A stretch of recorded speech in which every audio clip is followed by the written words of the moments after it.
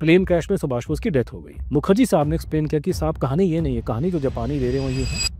तो देवेगौड़ा जी की सरकार ने कोर्ट में उनके वकील ने बोल दिया कि प्लेन क्रैश की थ्योरी में डाउट है। कोर्ट ने कहा भाई आप खुद ही एडमिट कर रहे हो कि प्लेन क्रैश की थ्योरी में डाउट है, तो you should have an inquiry. जब जस्टिस मुखर्जी ने इंक्वायरी करी थी तो उससे पहले इस केस को देखने का नजरिया ये था कि प्लेन क्रैश में सुभाष बोस की डेथ हो गई। मुखर्जी साहब ने एक्सप्लेन किया कि साहब कहानी ये नहीं है, कहानी जो जापानी दे रहे हो ये है कि सुभाष बोस का प्लेन क्रैश होता है, सुभाष बोस उसमें इंजर्ड हो जाते हैं, सुभाष बोस को हॉस्पिटल लाया जाता है, उनका वहाँ इलाज होता है, वहाँ उनकी डेथ हो जाती है, फिर उनका वहाँ पे क्रिमेशन होता है और क्रिमेशन के बाद उनकी अस्थि जापान चली जाती है। तो वो जस्टिस मुखर्जी ने बाद में अपनी रिपोर्ट में ये एस्टैब्लिश किया कि सुभाष बोस को हॉस्पिटल नहीं लाया गया, सुभाष बोस का कोई इलाज नहीं हुआ वहाँ पे, सुभाष बोस का कोई क्रिमेशन वहाँ पे नहीं हुआ, कहानी खत्म। इसका मतलब पूरी कहानी तो उन्होंने अपनी रिपोर्ट में मेंशन की कि पूरी नकली कहानी सुभाष बोस की मरने की नेताजी और जापानियों ने प्लांट करी है ताकि ये आदमी रूस की तरफ को चला जाए जहाँ से वो फ्रीडम स्ट्रगल लड़ता रहेगा। तो ये उन्होंने क्लियर कर दिया कि ये प्लेन क्रैश की कहानी जो है ये गलत है।